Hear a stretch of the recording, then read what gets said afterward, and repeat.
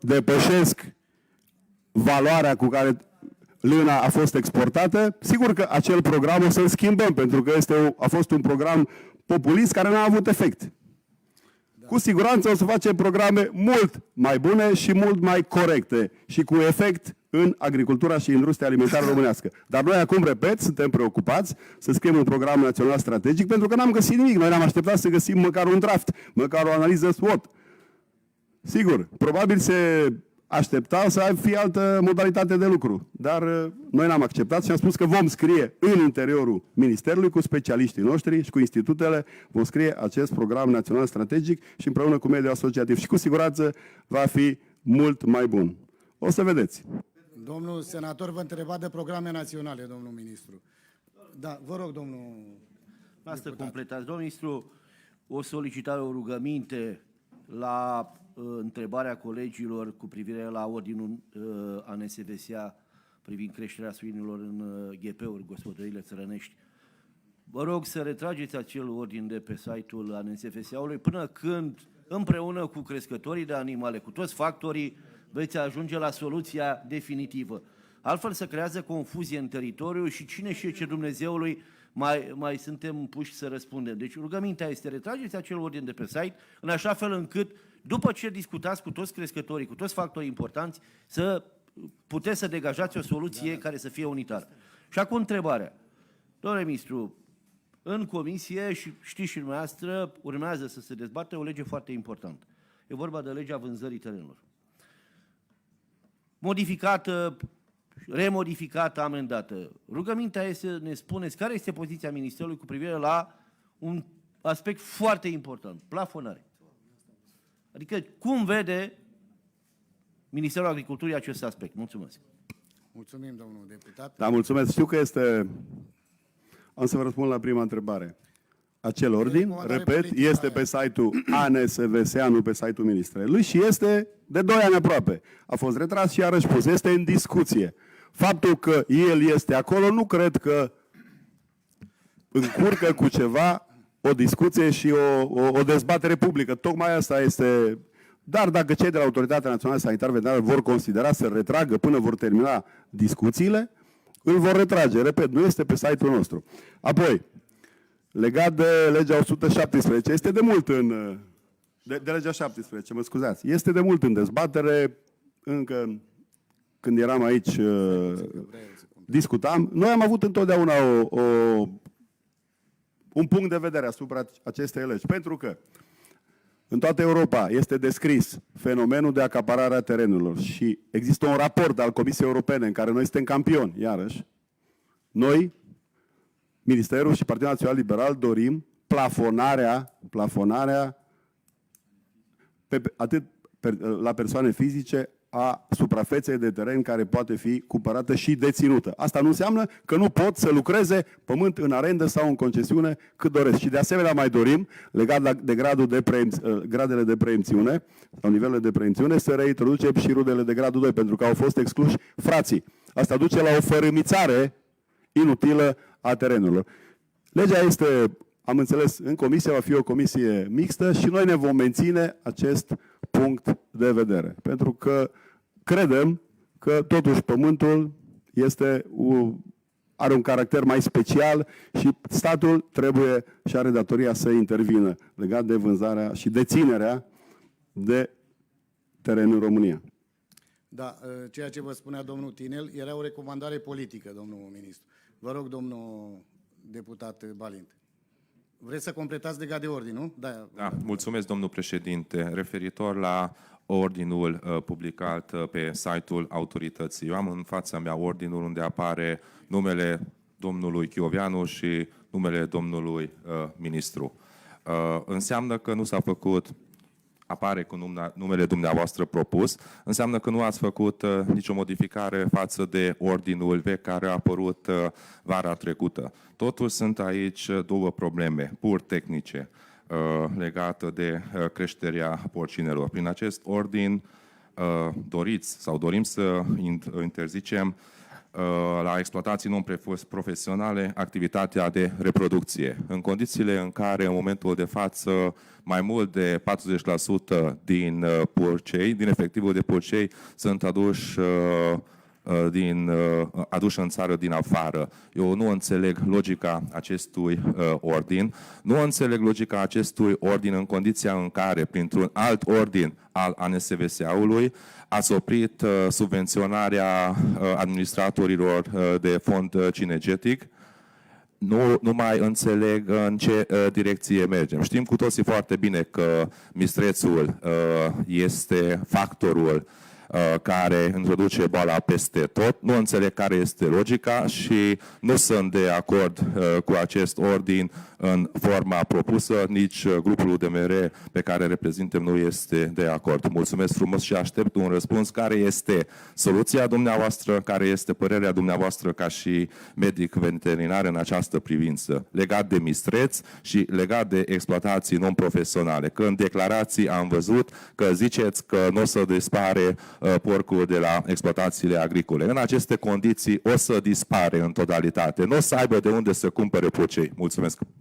Mulțumesc, domnul doctor. După cum știți, am să repet, este un draft de ordin care este în discuție. Și atunci, legat de mistreți, pentru că m-ați întrebat și data trecută, m-am informat la Ministerul Mediului, există ordin de împușcare în toate zonele infectate. Există un ordin de împușcare din partea Ministerului Mediului. Legat de acel ordin al ANSVSA-ului și vă reamintesc că ANSVSA-ul nu este în subordinea Ministerului, dar sigur colaborăm cu dânsii, cum ar trebui să colaboreze orice instituție. Legat de acea primă de 400 de lei pe scroafă și 65 de lei pe masculul care era împușcați. Acest, deocamdată, nu se poate desfășura această activitate pentru că era ordinul 830, HG 830 pentru despăgubiri, care era legat de un grant european. În momentul în care cei de la Comisia Europeană nu au mai finanțat această situație, se modifică HG 830 pentru despăgubiri în caz de boli și aceste despăgubiri se vor face cu bani de la bugetul național. Acolo trebuie să mai corectăm ceva. Și mă bucur că m-ați întrebat. S-au despăgubit de-a lungul timpului și au fost încurajați cei care n-au respectat legea, care n-au respectat trasabilitatea și care cu siguranță au contribuit la multiplicarea și la difuzarea bolii. Pentru că au fost găsiți în gospodării animale neidentificate, au fost identificate, erau bolnave, au fost identificate înainte de a fi ucise sau după ce au fost ucise doar pentru despăgubire, ceea ce este o prostie. Pentru că acest ordin 830 asta spune. Ordin 830 ar trebui să spună că se despăgubesc toți cei care respectă legea. Și aceea, într-adevăr, trebuie să fie despăgubiți. Cei care nu respectă legea și contribuie la difuzarea bolii nu trebuie despăgubiți. Și acest ordin acum este modificat.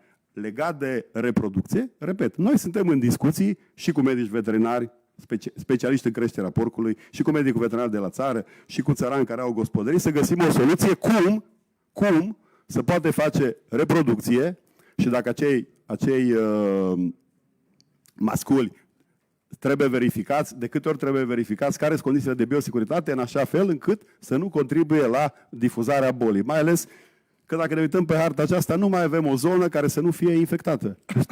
Deci, repet, soluția este una tehnică. Sigur că aici putem să facem și declarații politice, dar este o soluție tehnică și o să o găsească cei de meserie. Iar aici sunt câțiva colegi care sunt medici veterinari și înțeleg mai bine acest lucru din punct de vedere tehnic. Mulțumesc. Domnul Roman. Da, domnule ministru, noi ardelenii suntem recunoscuți că dacă zicem o vorbă, îi zisă.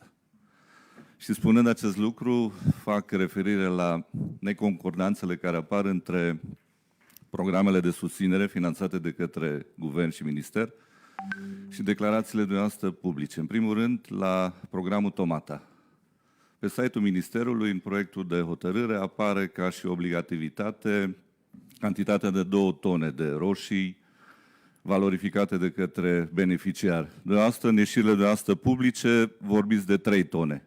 Încercați să ne lămuriți care este cantitatea necesară, reală, pe care beneficiarii trebuie să o livreze și tot o continuare a acestui program și a altor programe finanțate și programe de succes finanțate de către minister, dacă le puteți garanta beneficiarilor că vor încasa cei 3.000 de euro, având în vedere că bugetul este mai mic în acest an și probabil că solicitanții vor fi mai mulți.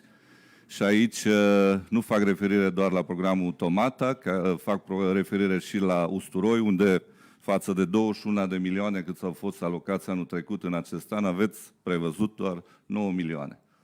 Mulțumesc. Ne mulțumim, domnul deputat. Am să încep cu sfârșitul. Anul trecut s-au cheltuit pe program, ați alocat 4,5 milioane, anul acesta s-au alocat 7,5 milioane de lei. Am în față. Și am și suprafețele exact pe care s-a cultivat usturoi începând din 2016, 2017, 2018, 2019, inclusiv importurile și exporturile. Legat de programul Tomata. Dacă ne uităm, alocările care le-ați făcut în 2017 au fost 24.000. În 2018, 47.000. Anul trecut ați alocat 50.000 și am suplimentat noi la 62.000 de milioane de euro. De 62.000 de euro. De 62 de milioane. Deci, în decembrie, la rectificarea de buget, tocmai ca să-i plătim și pe cei care au cultivat în toamnă târziu, am suplimentat. Și la fel cum am făcut anul trecut, o să facem și anul acesta. Am pus deocamdată pentru prima etapă 39 de milioane, 39 de milioane de euro, 477 de mii. În dezbaterea publică este acest ordin, în dezbaterea publică este acest HG, unde, ce să credeți, asociații de legumicultori ne-au sugerat să creștem cantitatea la 3.000. Unii au spus 4.000 și noi ne-am dus la 3.000. Și puteți să întrebați asociațiile de legumicultori care fac acest lucru, cu care se ocupă în mod serios de acest lucru. Sigur că am pus celelalte două elemente privind evidența tratamentelor, pentru ca să...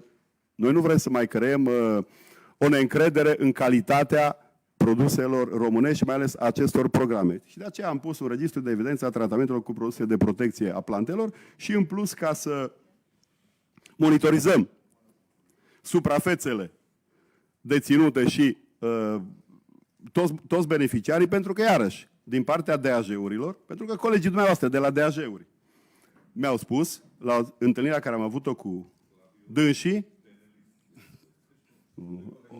80% sunt colegii voștri, nu contează. Mi-au spus că au avut mari probleme în monitorizarea acestui program și că au fost unele fraude. Și am spus să vină cu exemple, pentru că așa se povestește. Și atunci am introdus această prevedere ca toți cei care aplică la acest program să aducă o copie a fiilor din registru agricol deschis la primării. Iar cei de la direcțiile agricole să facă 2 verificări. La începutul rodirii și înainte de începerea recoltării. Iar bani, vă asigur că vor fi pentru toți cei care, într-adevăr, cultivă tomate în spațiu protejat. Și pentru prima etapă și pentru etapa din toamnă. La fel cum am făcut și anul trecut. Pentru usturoi la fel avem și programul cu lâna o să-l derulăm, dar o să-l monitorizăm. Și am pus maxim 4 kg de lână pe oaie, pentru că pe programele dumneavoastră unele oi dădeau 36 de kilograme de lână. Da, domnul ministru, ne-ați băgat puțin în ceață. Eu am înțeles că banii care sunt alocați se împart la numărul de proiecte și va da o sumă. Dumneavoastră spuneți acum că dați 3.000 de euro pe hectar pe fiecare 1.000 de metri pătrați? Că a spus că domnul președinte, v-am spus câți bani am alocat pentru primul ciclu. Și la rectificare vom vedea. Câți bani le dați pe proiect? Scrie acolo. 3.000 de euro pe proiect. 3.000 de euro pe proiect. 3.000 de euro? Maxim 3.000 de euro pe proiect. N-am înțeles. Ce înseamnă maxim? Păi nu, ori le dați 3.000 de euro, ori le dați, împărțiți suma la numărul de proiecte. Numai puțin, domnul Stănescu, stați puțin. Nici dumneavoastră n-ați dat 3.000 de euro și am venit noi să suplimentăm cu încă 12 milioane să ajungă la 3.000 de euro. Deci nu le puteți cere nouă ce n-ați făcut dumneavoastră. Noi am prins acești bani, vom monitoriza atent prima etapă, vom vedea câte câți beneficiari reali sunt și ne vom plia și la rectificarea de buget. Cu siguranță toți cei care cultivă tomate în spații protejate cu adevărat vor primi 3.000 de euro. O să vedeți. E Că foarte ne mai important, întâlnim aici. avem televiziune astăzi aici. Ne mai întâlnim la comisie și vă spun. Sigur. Da, în partea stângă, domnul Sebastian. S-a enervat. Nu mai întrebați, domnul, s-a enervat. Scuze. Ați declarat și astăzi și de multe ori că prima prioritate a dumneavoastră este susținerea fermei de familie, pentru care vă felicităm și aveți toată susținerea noastră. Însă, acum, citind analiza socioeconomică care s-a elaborat recent, putem citi că în ultimii 7 ani suprafața medie a unei ferme din România a crescut cu 0,15 hectare.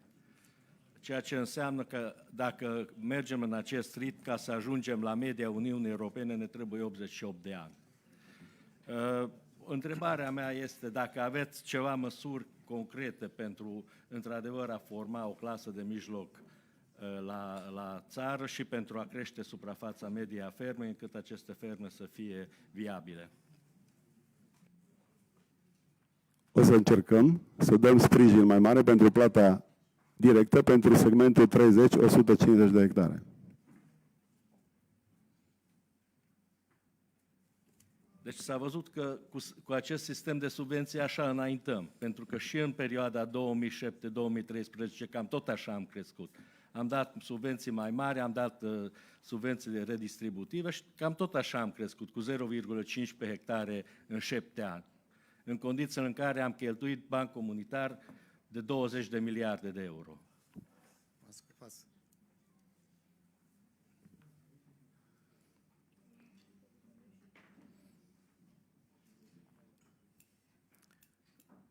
E în regulă? Mergem mai departe. Atunci îi dau cuvântul domnului deputat Păle. Mulțumesc, domnule președinte. Vă salut, domnule ministru nominalizat. Acum la al 3-lea descălecat, cred că o să fie și al 4-lea.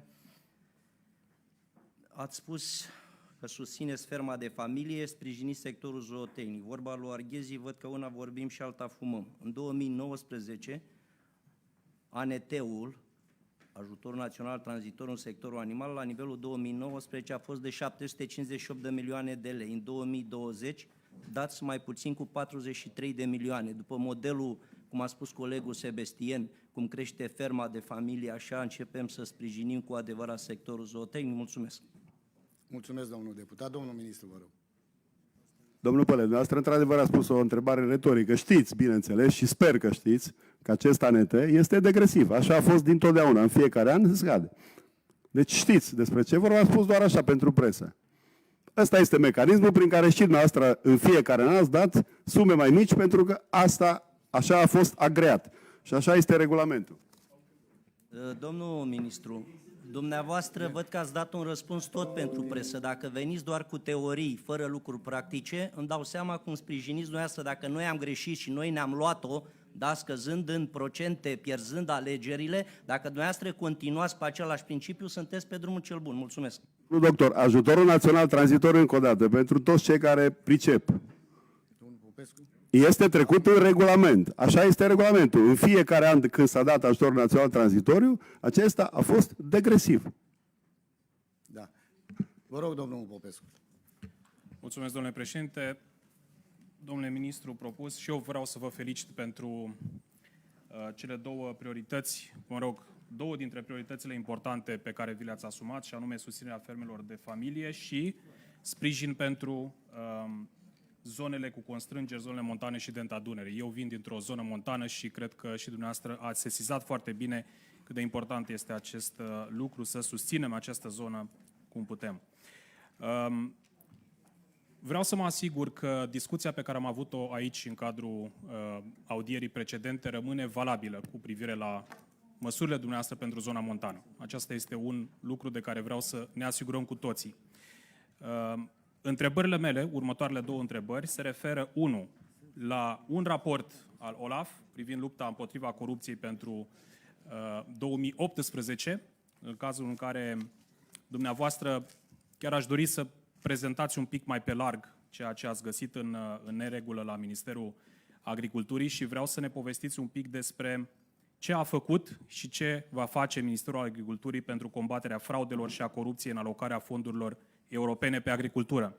În acest raport a reieșit faptul că România în 2018 a ocupat primul loc la fraudarea fondurilor din agricultură și în 2018 în creștere față de 2017 și aș vrea să vă rog să dezvoltați un pic acest aspect. Iar al doilea aspect, ați discutat acum 2 săptămâni despre dorința dumneavoastră de a reorganiza Ministerul Agriculturii și instituțiile subordonate, modul în care se face evaluarea și ați anunțat că aproximativ 15% dintre posturi ar trebui să fie restructurate. Ați făcut referire și la AFIR, la posibilitatea și la o dorință de a crea o singură entitate între AFIR și APIA și vreau, din acest punct de vedere, să ne spuneți care este numărul de angajați acum la Minister, instituțiile subordonate în acest moment și care este stadiul și rezultatul procesului de restructurare despre care ați vorbit acum 2 săptămâni, bineînțeles pe durata mandatului dumneavoastră. Vă mulțumesc. Mulțumim, domnul deputat. Domnul ministru, vă rog. Mulțumesc. Angajații totale ai Ministerului și a tuturor instituțiilor din subordine sunt 14.600 cu aproximație, nu am numărul exact, iar numărul posturilor în Ministerul Agriculturii, în aparatul central, este de 708.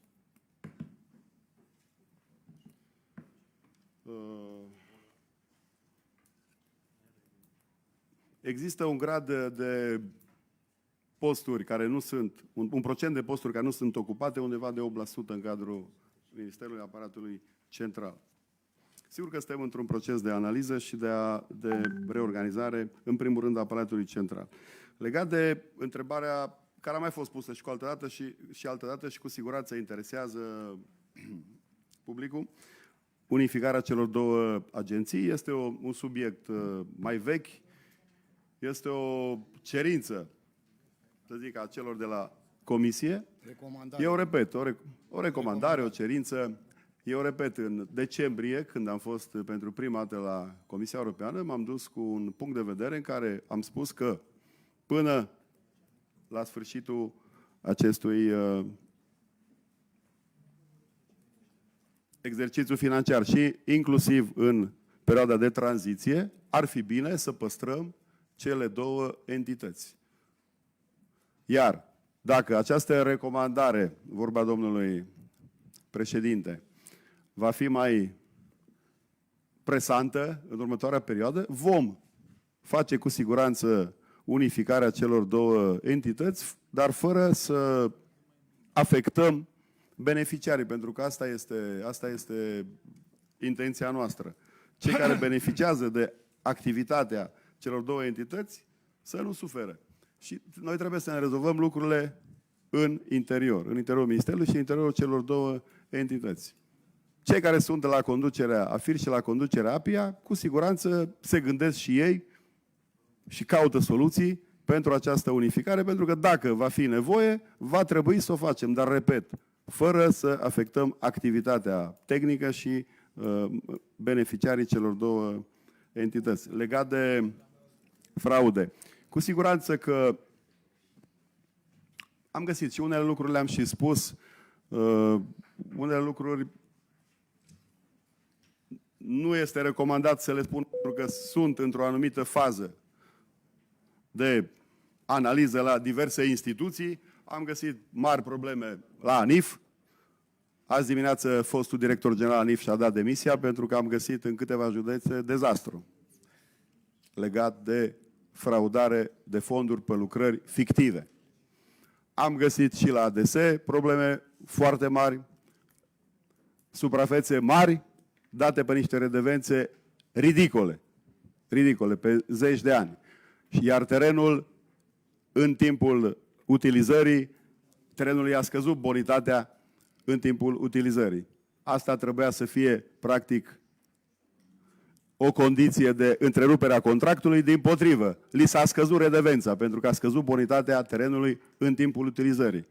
Deci lucruri foarte, foarte grave care noi le-am sesizat, Corpul de Control le-a sesizat și le cercetează cei care sunt în măsură. Sigur că dumneavoastră ați citit rapoartele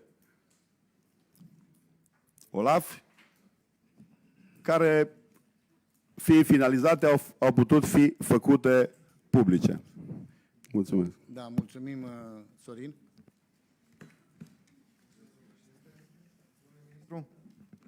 Fiindcă tot ați făcut referire la ADS, în corpul legii există o prevedere legală prin care tinerii fermieri pot să concesioneze prin atribuire directă până la 50 de hectare de teren.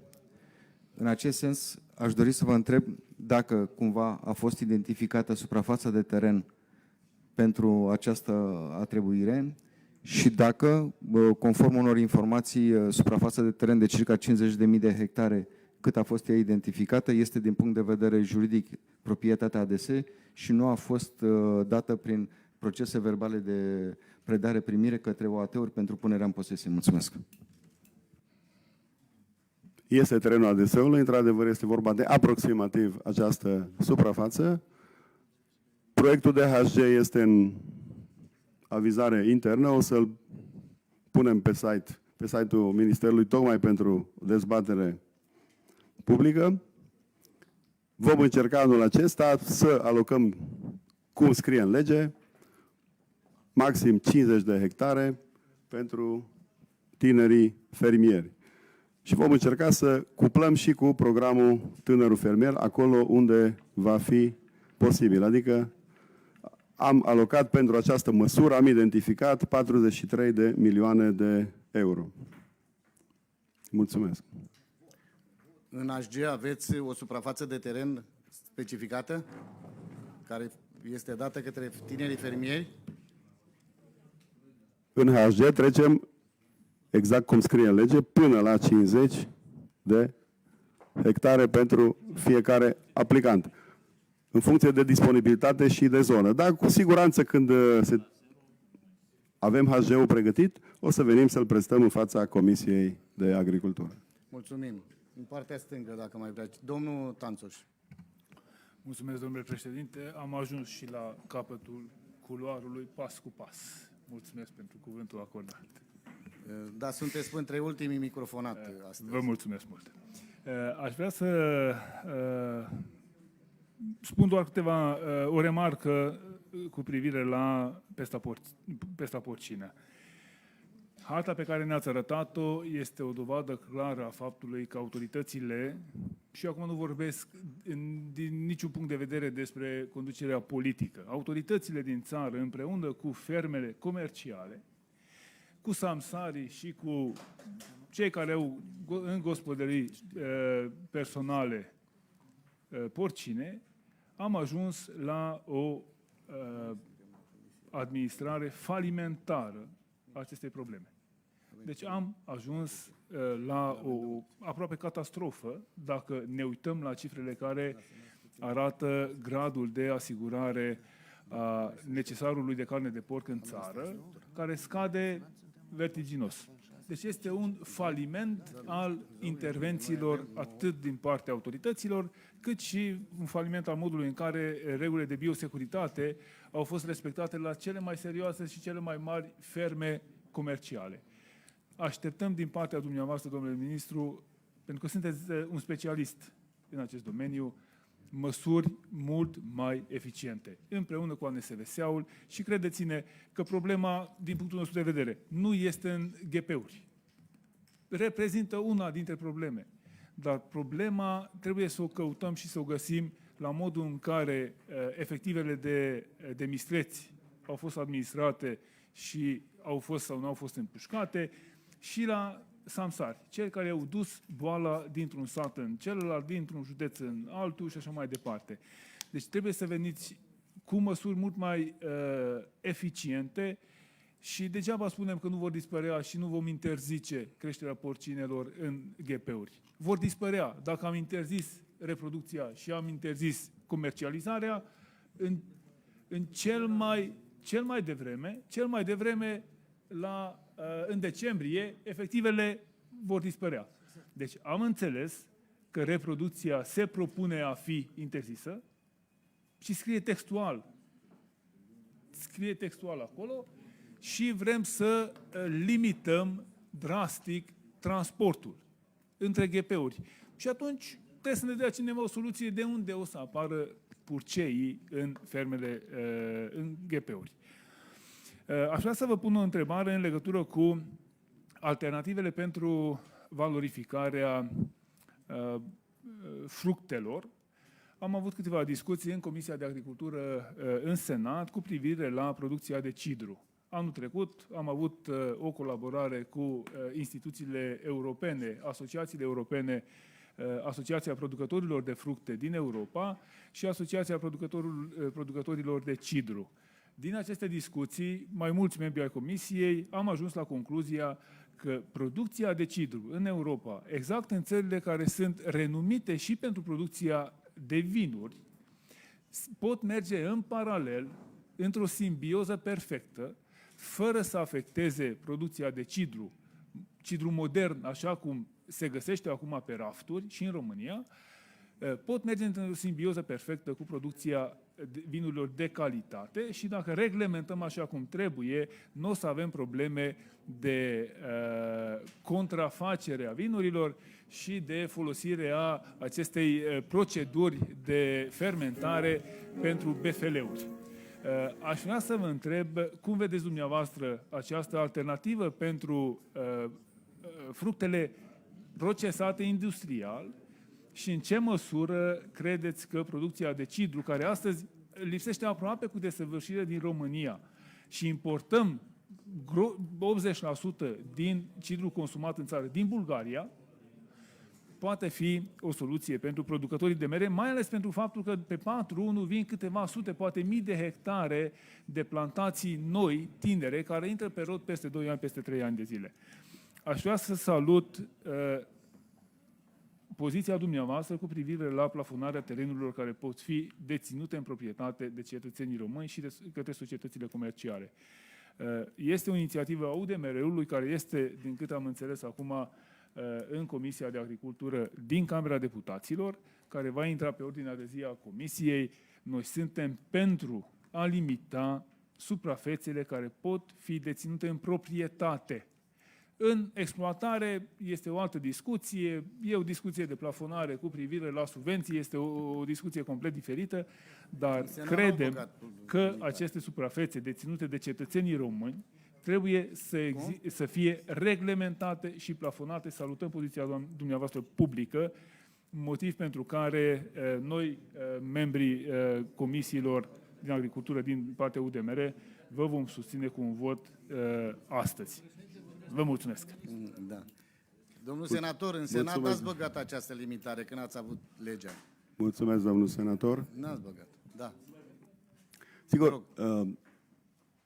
noi avem această abordare și aici în comisie, împreună cu colegii de la UDMR, de câteva luni sau de un an de când se discută legea în comisie. Dar, repet, ea vine în urma acestei analize și acestui raport făcut în 2017 privind fenomenul de acaparare a terenului, care este valabil nu numai în țara noastră, în toată Europa. Și, din păcate, nu este vorba doar de cetățeni români. Din păcate, este vorba și de alți cetățeni. Mulți nici măcar nu sunt comunitari. Ori statul are datoria să se implice, chiar dacă unii au spus că nu este o măsură liberală. Dar aici statul are obligația să se implice în acest fenomen de vânzare a terenurilor și de a limita suprafețele care pot fi deținute de o persoană fizică sau juridică. Legat de cidru, există un ordin, de câte am înțeles, există un ordin de ministru care o să-l îmbunătățim și care, practic, ne spune că se poate obține cidru doar din fermentarea sucurilor de mere. Dar știm cu toții că există mai multe variante de cidru.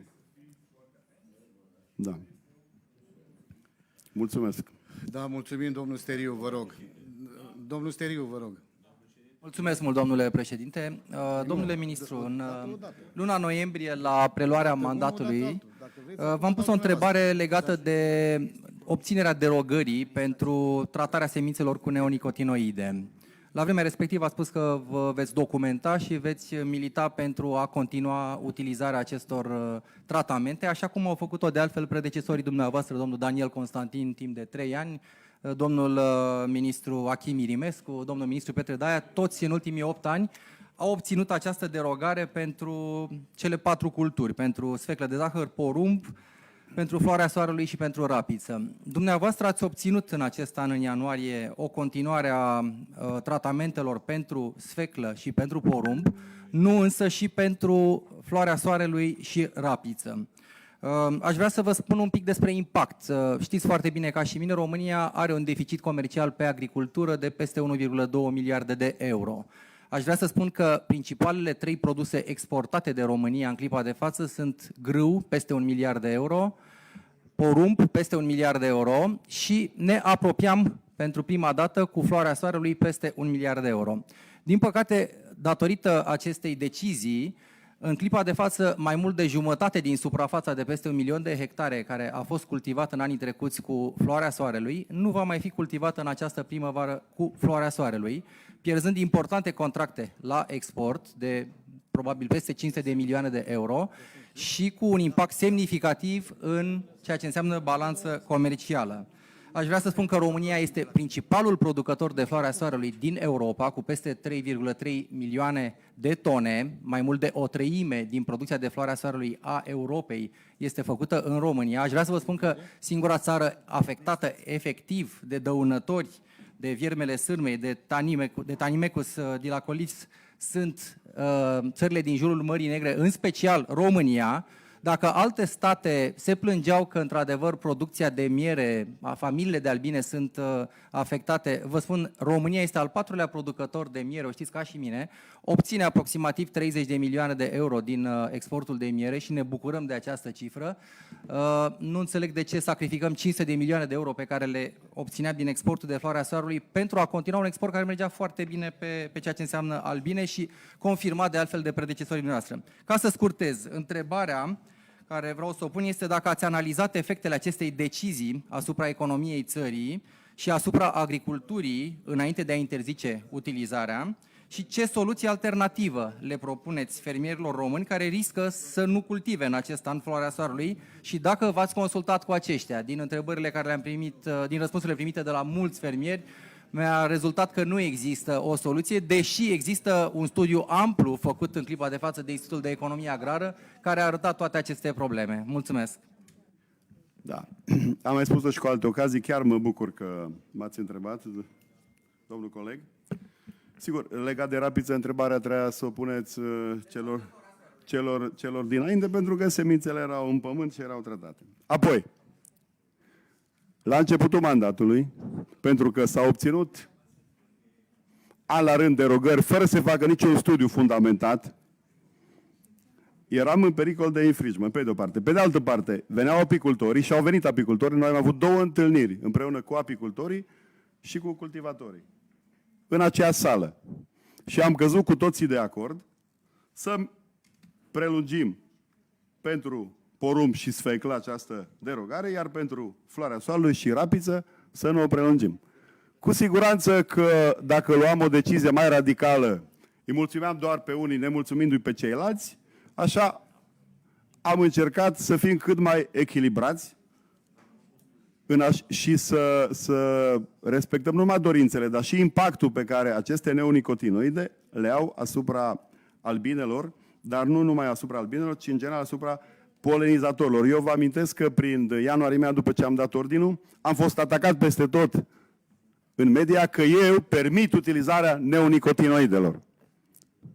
Ori eu n-am permis utilizarea neonicotinoidelor decât pentru niște plante pe care împreună cu apicultorii și cu cultivatorii am considerat că sunt mai puțin periculoase pentru albine, anume porumbul și sfecla. Iar celelalte 2 pentru care aveam interdicție clară, rapiță și floarea soarelui, nu am prelungit această derogare.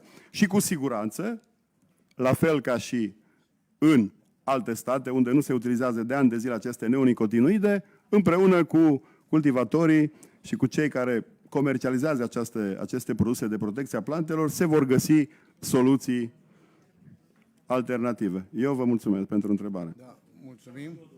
Da, vă rog, domnul președinte. Da. Fiind ultimul vorbitor, o să fiu totuși cu timpul limitat. Referitor la producția de cidru. România în 2018 a avut cea mai mare producție de mere din ultimii 20 de ani. A exportat mere de 1,8 milioane de euro și a importat mere de 48 de milioane de euro. Noi trebuie să venim cu reglementări asupra consumului ca fructe în stare proaspătă, fiindcă nu ducem lipsă de băuturi alcoolice pe piața internă. Iar 90% din merele care se comercializează în România vin din Polonia, dar mai ales din Ucraina, via Polonia. Referitor la acea mândrie pe care o manifestați dumneavoastră, domnul Steriu, referitor, preluați de la domnul Daia și duceți mai departe, referitor la exportul de grâu, porumb și floarea soarelui. Și că există un deficit de 1,2 miliarde de euro pe agricultură și industrie alimentară. Vreau să vă prezint o echivalență. România este al treilea importator de biscuiți din Uniunea Europeană, iar pentru fiecare kilogram de biscuiți importat, noi trebuie să exportăm 14 kg de grâu. Atât vreau să vă spun. Cumpărăm 1 kg de biscuiți și vindem 14 kg de grâu în echivalență. Astea sunt marile realizări de până acum. Domnul Steriu, vă rog să-i dați răspuns, domnul. Da, mulțumesc, deși nu este audierea mea, dar vroiam să întreb, îmi permite să-i punem o întrebare suplimentară, domnului ministru, ce măsuri ați pornit pentru a stimula exporturile, exact cum spune și colegul dumneavoastră, și pentru a diminua importurile? Pentru că eu tocmai am exemplificat că 500 de milioane de euro probabil le pierdem la export în acest an, chiar dacă era materie primă, dar aveam piețe asigurate în ultimii ani. Aș vrea să văd că exportăm vin, mai multă miere decât 30 de milioane, că exportăm biscuiți, cum spune colegul nostru. Aș vrea să știu ce măsuri ați întreprins pentru a crește exporturile și a diminua importurile sau a stimula consumul de produse românești. Mulțumesc. Sigur că am încercat să deblocăm toate acele piețe care au blocat. Știm cu toții, după declarația nefericită a premierului de atunci, Iordania n-a vrut să mai aibă nicio relație cu noi. Am reluat discuția. Am reluat discuția cu Qatarul, unde putem duce carcase, nu animale vii. Am reluat discuția cu toate țările în care, în mod tradițional, noi aveam niște relații comerciale vechi și am refăcut aceste relații. În luna martie am să mă duc cu un grup de fermieri mare în anumite țări, o să vedeți la momentul respectiv, în așa fel încât să facă ei contracte directe, asociațiile de aici cu cei de acolo, să dispară acești intermediari, samsari aceștia care sunt și transportatori legat de animalele vii. Și în foarte multe țări vom exporta carcasă, adică cu valoare adăugată mare. Sunt mai multe lucruri. De exemplu, noi nu eram prezenți aproape la niciun târg important. Am luat discuțiile cu cei de la Ministerul Economiei, astfel încât toți participanții la târgurile pentru agricultură și industrie alimentară să beneficieze de acel ajutor, avem un protocol, să beneficieze de acel ajutor de 25.000 de lei pentru fiecare expozant și o să încercăm să-i,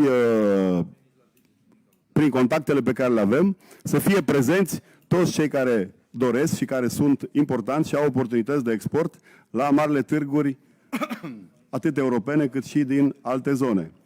Avem un plan multe lucruri legate de export, dar mai ales de exportul de procesate și mai puțin de materie primă. Mulțumesc. Mulțumim, domnul ministru. O întrebare foarte scurtă am și eu. Acum, cu ceva timp în urmă, președintele României a fost la Consiliul European și am văzut o declarație a premierului Italiei în care spunea că România, Portugalia și Italia sunt desemnate să prezinte o formulă pentru mecanismul financiar următor. Dacă sunteți informați.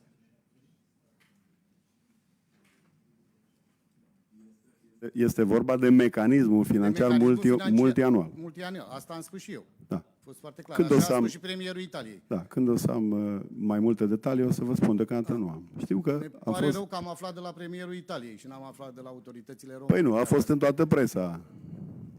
Da. Bine, vă mulțumim. O să trecem la vot. Vă propun un vot pentru aviz pozitiv. Cine este pentru?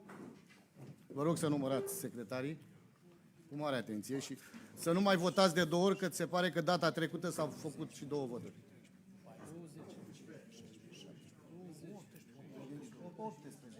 18. Voturi împotrivă.